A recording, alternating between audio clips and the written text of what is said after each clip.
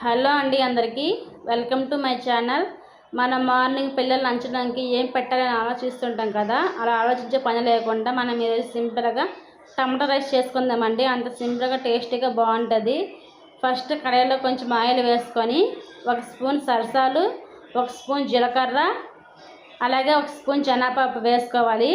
సన్నగా కట్ చేసి పెట్టుకున్న ఆనియన్స్, ఎండుమిర్చి, కరివేపాకు అన్నీ వేసుకొని బాగా ఫ్రై చేసుకోవాలండి.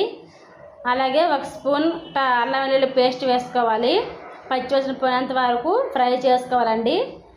సన్నగా కట్ చేసి పెట్టుకున్న టమాటాలు వేసుకొని బాగా ఫ్రై చేసుకోవాలి. అందులో కొంచెం సాల్ట్, కొంచెం పసుపు, కొంచెం ధనియా మసాలా వేసుకొని బాగా ఫ్రై చేసుకోవాలి.